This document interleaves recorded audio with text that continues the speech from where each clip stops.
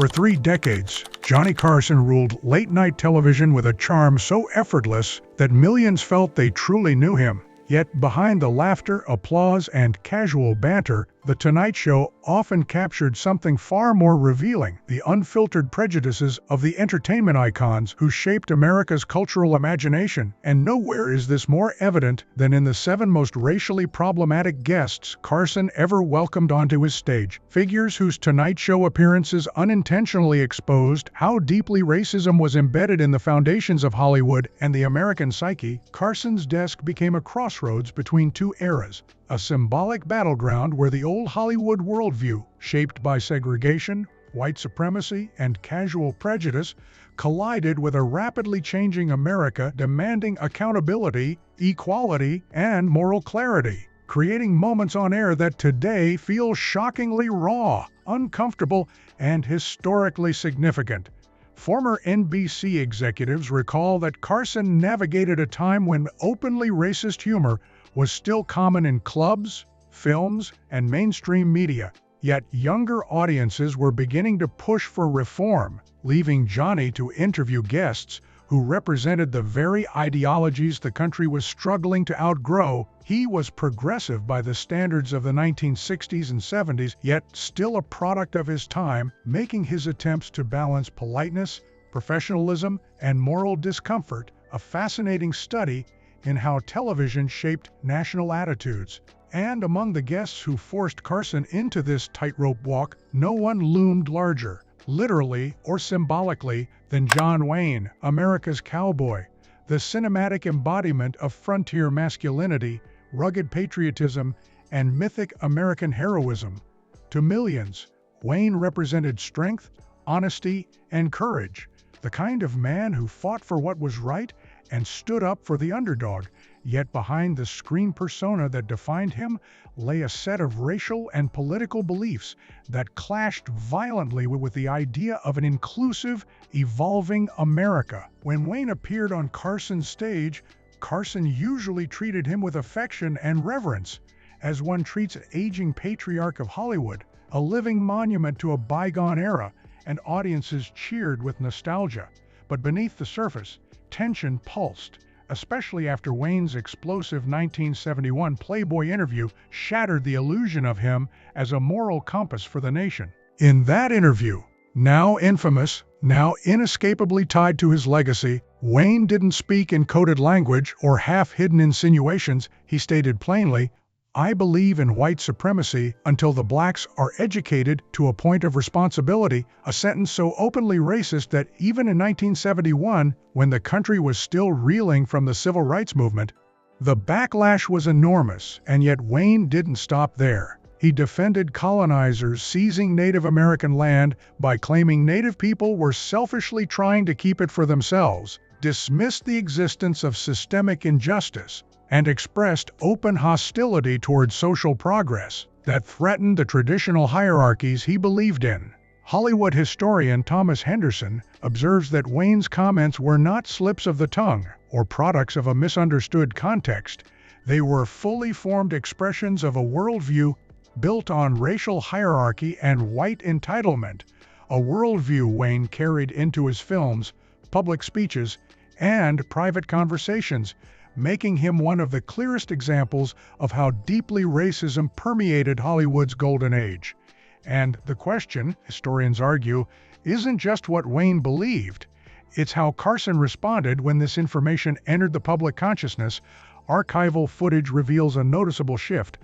Earlier interviews between Carson and Wayne feel warm, loose, almost familial, with Johnny laughing easily and Wayne playing the role of the beloved American father figure. But after the Playboy scandal, something hardens in Carson's demeanor.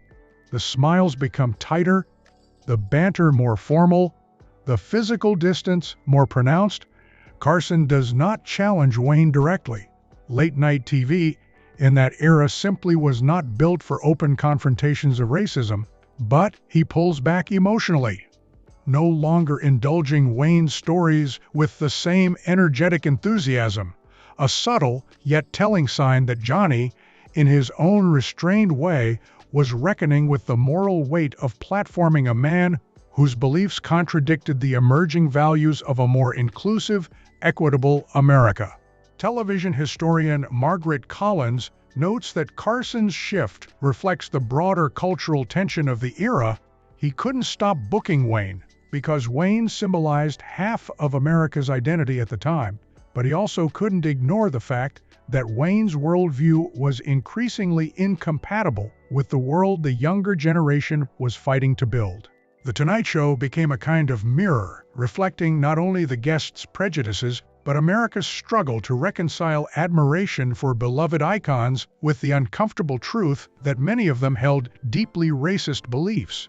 And in the case of John Wayne, one of the most celebrated actors in American history, that contradiction became impossible to ignore, transforming his Tonight Show appearances into historic artifacts that reveal far more about the national conscience, the moral fractures of American entertainment, and Carson's quiet internal conflict than viewers realized at the time. These moments, preserved on grainy late-night tapes, show us not just who these stars were, but who America allowed them to be, and how even a giant like Johnny Carson sometimes found himself sitting across from a legend whose charisma could no longer conceal the darkness beneath. As Johnny Carson guided The Tonight Show through 3 transformative decades of American entertainment, his encounters with towering legends like John Wayne and Bob Hope created moments that now reveal far more about the country's racial consciousness than viewers realized at the time. And nowhere is that tension clearer than in the subtle but undeniable shift in Carson's relationship with Wayne after the actor's explosive 1971 Playboy interview, when Wayne openly expressed white supremacist views, declaring he believed in white supremacy until the blacks are educated to a point of responsibility. A statement so blatant and unapologetically racist that it forever cracked his heroic American cowboy image. Though Wayne never uttered anything overtly racist on Carson's stage, those who study the era note how Carson's warmth visibly deteriorated during their post-interview conversations, the natural camaraderie evaporating into a delicate chill. Proof that Johnny, who revered older stars, was nevertheless wrestling silently with the moral dissonance of hosting a guest whose real beliefs contradicted everything modern audiences associate with fairness, dignity, and human equality. Television historian Margaret Collins observed that Carson's distance wasn't theatrical, it was an instinctive recalibration of respect, a quiet acknowledgement that the man America idolized as a symbol of courage was simultaneously endorsing ideologies rooted in hate. Rather than confront Wayne publicly, something nearly unthinkable in the broadcast culture of the 1970s, Carson adopted a survival strategy of calculated neutrality, maintaining professionalism while stepping back emotionally, allowing viewers who paid attention to sense the shift without inviting outright controversy.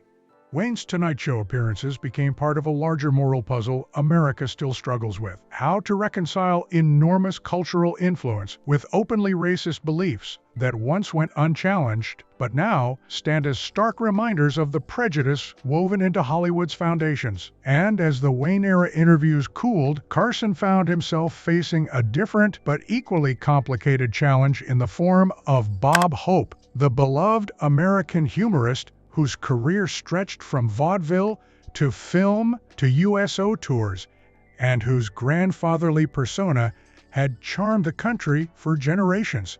To the public, Hope was a wholesome symbol of patriotism and laughter. Behind the scenes, he carried the comedic DNA of an era when racist jokes, blackface routines, and grotesque caricatures of Asian and black people were standard fixtures of American entertainment. Entertainment historian Robert Thompson points out that Hope's formative years in show business were drenched in racist tropes that he never truly disavowed, even as society moved beyond them. When pressed late in his career about the offensive material he once performed, Hope brushed it off with nostalgic indifference, claiming it was simply of the time, a defense that avoided accountability while revealing a deep resistance to evolving moral standards. Unlike some comedians from his era who eventually admitted their old jokes were harmful, Hope bristled at the idea that anything he had done could be considered racist, insisting comedy shouldn't be policed by modern sensitivities. Even as the cultural landscape shifted dramatically in the 1970s and 80s, Hope occasionally lapsed into racially charged humor during roasts and TV appearances, delivering punchlines that landed with awkward silence rather than laughter. Carson, whose instincts were finely tuned to the emotional dynamics of live television, often responded with forced smiles, tight pivots, or subtle topic changes, never humiliating his guest, but unmistakably signaling discomfort to viewers who knew how to read the room.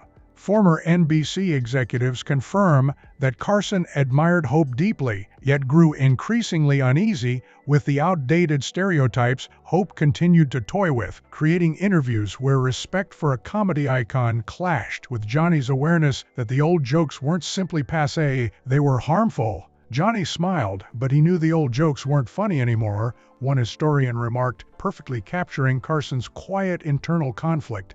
The impossibility of calling out a legend on live television, and the equal impossibility of pretending racial insensitivity still belonged in America's living rooms.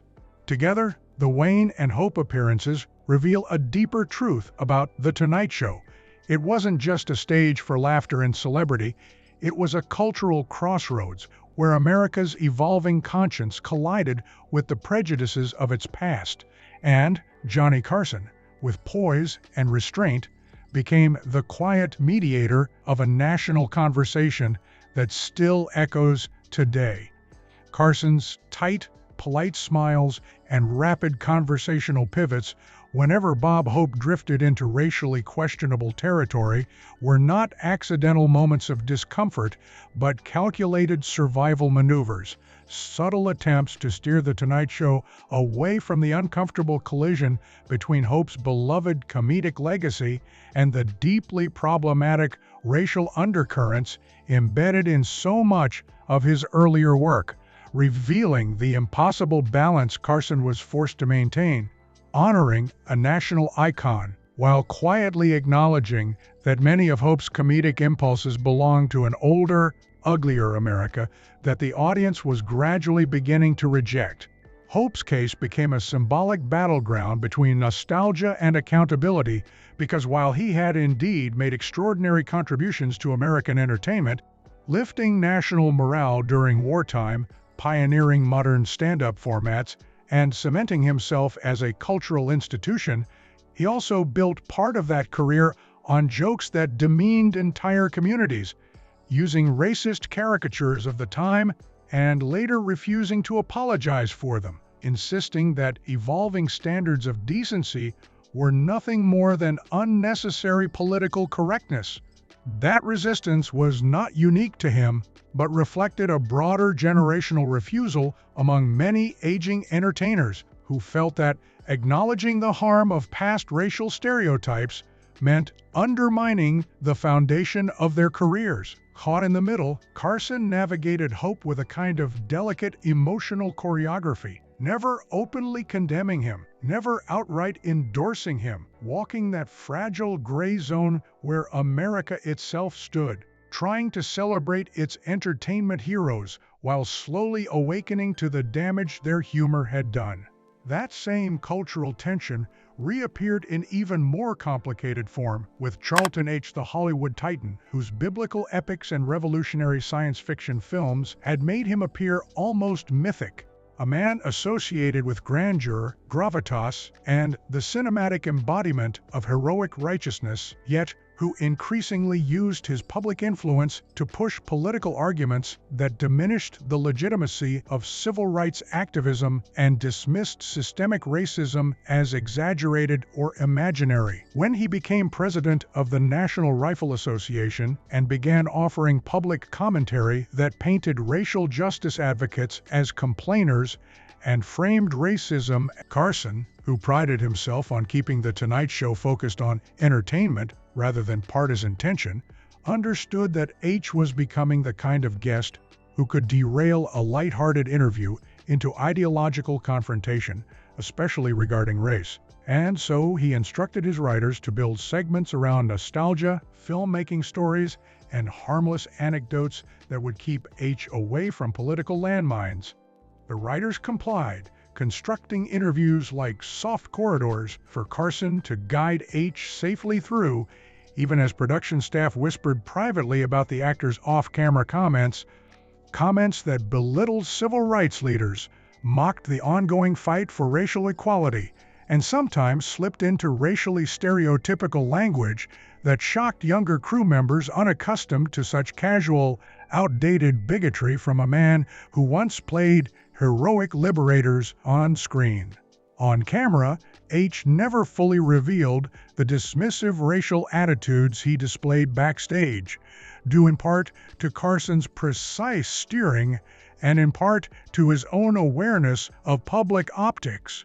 Yet those who worked behind the scenes recall how stark the contrast was between the dignified, righteous characters he portrayed and the private arrogance that shaped his political worldview. Carson, as always, handled the contradiction indirectly, maintaining a respectful distance without ever allowing H to use the platform as a megaphone for racially insensitive ideology, shielding viewers from the sharpest edges of the actor's beliefs while refusing to pretend he fully admired the man sitting across from him. The irony was unavoidable. The actor who played Moses with divine gravitas, leading oppressed people to freedom on screen, spoke in real life as though modern liberation movements were exaggerated nuisances, and Carson, ever the cultural mirror of his era, reflected America's struggle to reconcile admiration for cinematic legends with an emerging awareness of the racial prejudices they carried. In these moments, The Tonight Show became more than entertainment. It became a living record of a country wrestling with its own conscience, and Carson, with his quiet pivots, his strategic humor, and his increasingly careful emotional distance, became the subtle guide through a national reckoning he never openly discussed but could never fully escape. Carson never directly confronted Charlton H. on air about the increasingly troubling gap between the actor's noble on-screen persona and his dismissive racial beliefs, yet his shifting tone, his cautious body language, and the increasingly careful routes he used to steer their conversations revealed a growing discomfort and an evolving awareness that H's racial attitudes, rooted not in slurs but in the casual dismissal of systemic inequality, presented a different kind of challenge, a quieter but equally harmful form of racism that required a far more delicate strategy than the overtly bigoted humor of early Hollywood. This kind of subtle prejudice, wrapped in political opinion and framed as common sense, posed a uniquely modern problem for Carson. Racism not shouted but implied, not overt but embedded, not blustering but quietly corrosive. And just as Carson was navigating the shifting racial landscape with guests like H, he confronted an entirely different storm each time Don Rickles walked onto the Tonight Show stage. Rickles, the insult comic whose persona thrived on chaos, confrontation, and unapologetic offensiveness, represented a challenge so unusual that even Carson, arguably the most skilled interviewer in television history, had to develop an entirely separate emotional toolkit to handle him. Rickles' comedy was built on racial and ethnic jabs, slurs, and a relentless barrage of stereotypes that would have ended the career of any other performer. Yet Rickles seemed to exist in a strange cultural loophole, the comedian who was allowed to say the unsayable. He mocked black guests, Asian guests, Jewish guests, white guests. No one was spared. And yet, somehow, many of his targets embraced him, or at least tolerated him, creating a confusing paradox in which the same jokes that would be unforgivable from anyone else were excused as just Rickles being Rickles. His infamous use of terms like spear chucker, directed at Sammy Davis Jr., was not an isolated misstep, but part of a much larger pattern of racially charged material delivered with a grin and marketed as equal opportunity offensiveness, even though, as critics have long noted, the impact of his insults was not equal at all. Yes, he insulted powerful white men, but he insulted them as individuals, mocking their appearance, personality, or status, while minorities were often insulted simply for being minorities, reinforcing exactly the kind of power imbalance that modern audiences now understand as punching down. Carson adored Rickles personally, laughing with him, protecting him, and celebrating his comedic spontaneity, but behind the scenes, he understood the danger, telling producers more than once that if Rickles ever crossed a certain line on air, the show would immediately cut to commercial. This tightrope walk, friendship on one side, evolving broadcast standards on the other, defined Carson's approach to Rickles more than with any other guest, because unlike Wayne or H., whose racial views simmered beneath the surface or leaked into external interviews, Rickles brought his racial content directly to Carson's stage, wrapped in humor but still carrying the weight of stereotypes that had shaped American entertainment for decades. Carson's navigation of Rickles thus became a case study in the inconsistencies of television's slow racial awakening. How personal affection, entertainment value, and audience expectations could override moral concerns. How a beloved celebrity could enjoy exemptions unavailable to others. And how a medium trying to evolve could still cling to the very biases it claimed to be shedding. The clash between Carson's desire to modernize late-night television and Rickles' legacy of boundary-crossing comedy revealed exactly how uneven America's understanding of racism truly was. How charm, fame, and nostalgia could conceal harm. How laughter could disguise discomfort, and how a host who understood the shifting tide of public consciousness could still be trapped by the past he inherited. Rickles didn't just challenge Carson's ability to manage an interview, he challenged the entire nation's willingness to confront the racism embedded in its humor, its nostalgia, and its entertainment heroes, leaving Carson to juggle the contradictions in real time. Smiling through the chaos while trying to guide millions of viewers through a cultural reckoning America was only beginning to understand. While Carson had always set clear boundaries for what could be aired on The Tonight Show, his genuine affection for Don Rickles and his appreciation for Rickles' razor-sharp comedic instincts created a leniency that often stood in stark contrast to how carefully he handled other racially problematic guests. And this same complicated blend of personal fondness and professional caution shaped Carson's relationship with another beloved star, whose public charm occasionally masked uncomfortable blind spots. Burt Reynolds, the mischievous Southern rogue whose swaggering charisma made him a fixture of 1970s pop culture and one of Carson's most entertaining recurring guests. Reynolds, with his trademark grin, his smooth storytelling, and his irresistible good old boy persona, embodied an entire mythology of Southern masculinity.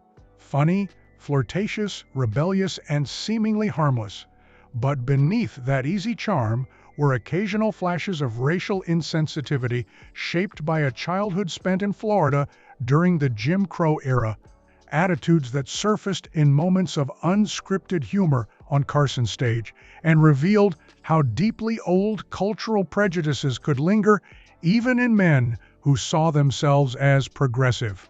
As entertainment journalist Rebecca Santos explained, Reynolds was far from the worst offender of his generation, yet he occasionally slipped into racially charged jokes in the 1970s and early 1980s that reflected the ingrained assumptions of his upbringing rather than any conscious malice. Those moments were usually isolated, unexpected spikes in an otherwise warm and inclusive public persona, yet they still landed with disturbing weight, especially when televised on a platform as culturally influential as The Tonight Show. One such moment, his 1978 segment about Native Americans, generated hundreds of written complaints, a rarity in a pre-internet era when viewers had to physically write letters, buy stamps, and send mail just to make their voices heard. Carson, who had already begun adjusting to America's rapidly changing racial awareness, recognized that Reynolds had crossed a line, and for one of the few times in Tonight Show history, he intervened behind the scenes, not with confrontation, but with a quiet act of accountability. He pulled the entire segment from reruns for years.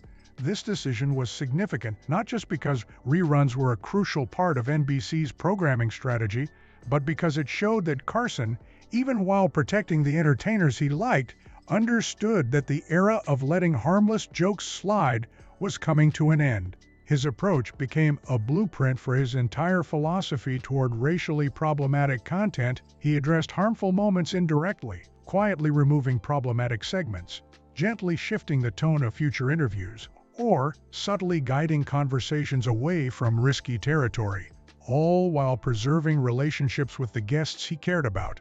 Reynolds' case is particularly fascinating, not because he was consistently racist, he wasn't, but because his occasional lapses revealed the enormous cultural shift that was happening in real time. His fans adored him because he seemed like the charming, progressive, modern version of Southern masculinity. But when one of those old attitudes suddenly slipped out, the jarring contrast between who he seemed to be and what he sometimes joked about created a shock. As one critic put it, he was a heartthrob until he opened his mouth, capturing how quickly admiration could collapse into disappointment when viewers realized that even the most likable celebrities could carry prejudices inherited from their childhood environments. Carson's treatment of Reynolds reflected the host's signature balancing act. He refused to humiliate him on air, but refused to allow problematic content to be normalized either, a strategy designed to protect the integrity of the show while maintaining the warm, entertainment-focused tone millions expected from The Tonight Show. The next figure in this complicated landscape, the legendary comedian Red Skelton, represented yet another era, an older era, a vaudeville era, where racial stereotypes were woven casually and uncritically into comedy, long before television forced America to confront the harm those jokes caused.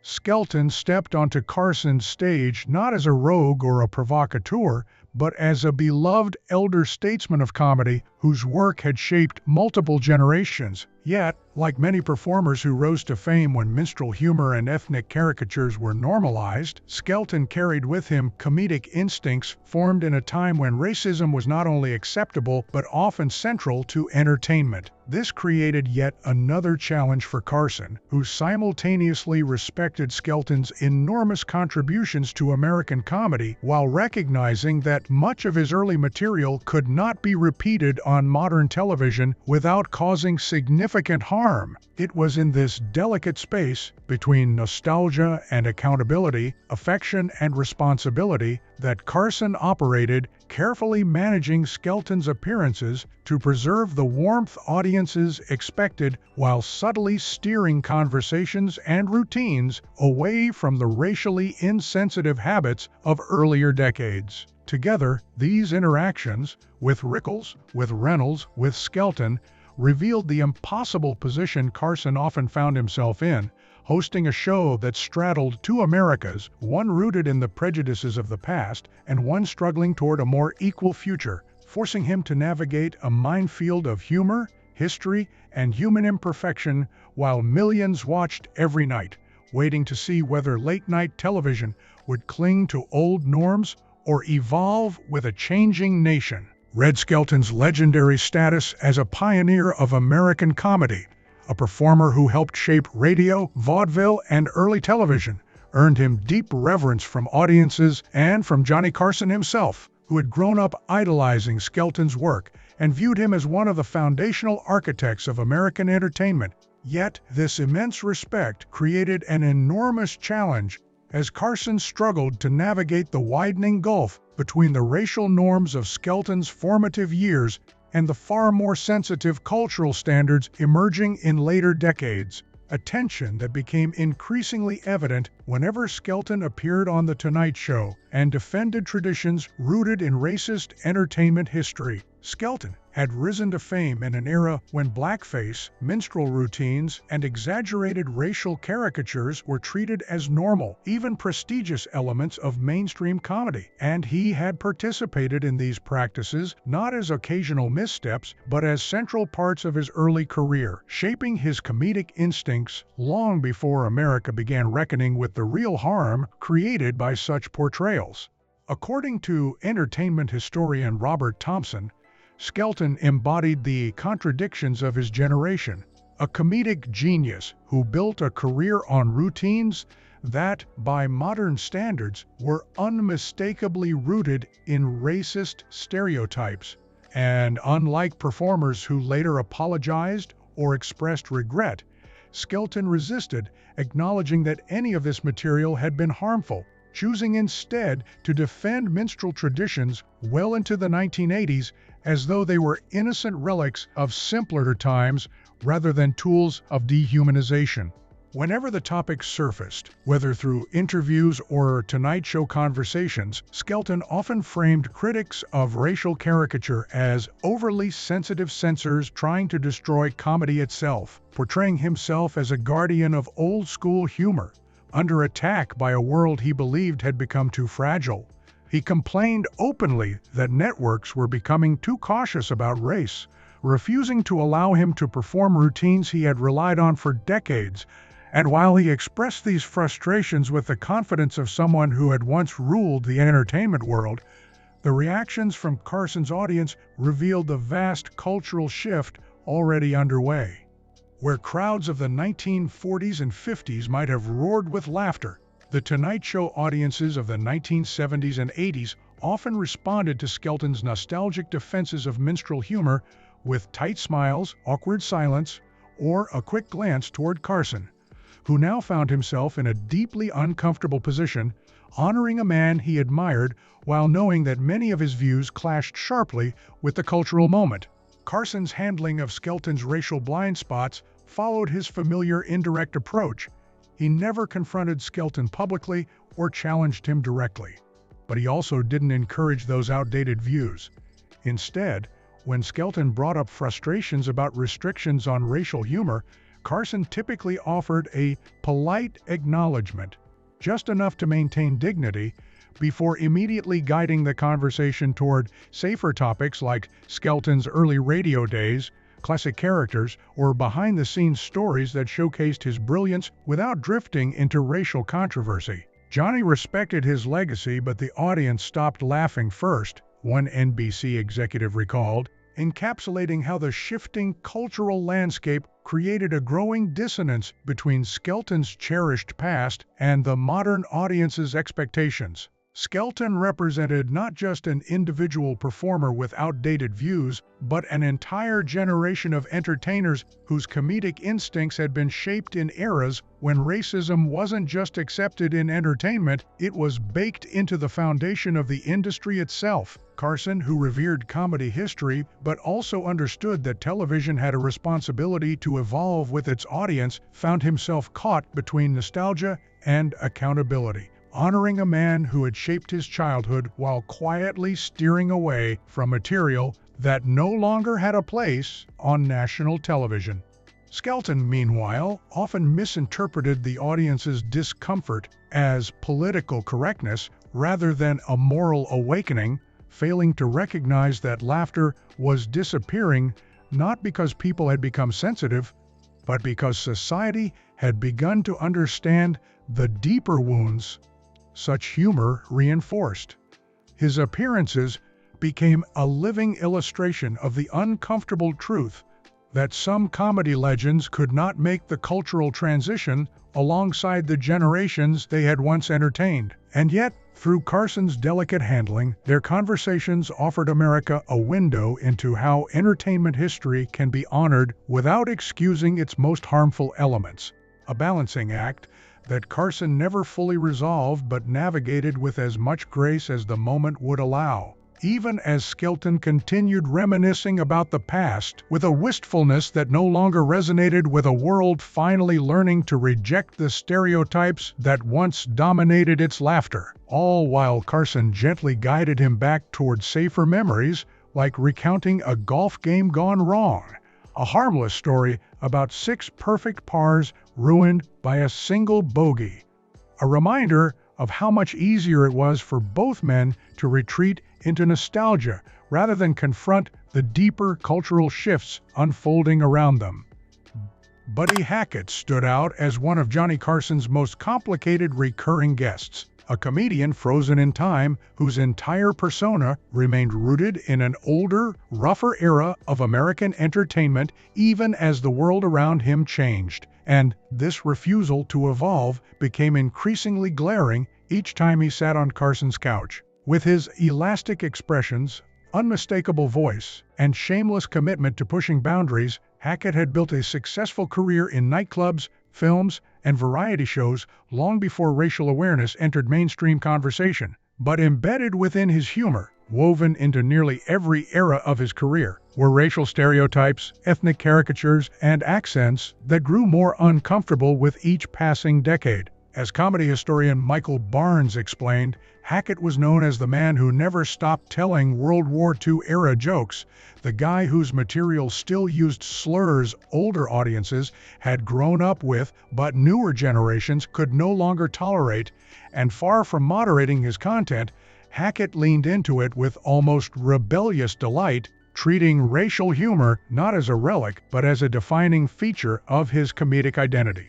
While some performers slipped into problematic territory by accident or nostalgia, Hackett barreled into it with full awareness, proudly carrying the comedic traditions of an earlier age as though evolution itself were an insult to his craft. Younger comics whispered about his refusal to adapt, calling him a throwback who had dug in so deeply that updating his approach would require dismantling the very structure of his persona. And this stubbornness placed Carson in an increasingly uncomfortable position as social standards evolved during The Tonight Show's long run. Carson, who respected Hackett's legacy and understood his importance in comedy history, was forced to balance admiration with responsibility, especially as audience complaints grew in the 1970s. One Tonight Show staffer recalled that after a particularly offensive segment that drew a wave of viewer criticism, Carson quietly but firmly banned the routine from ever airing again, a rare moment of direct intervention from a host known for subtlety. Yet even this decisive action stopped short of severing ties with Hackett. Carson maintained their professional relationship, continuing to invite him on the show, but placing tighter and tighter limits on what he could do on air.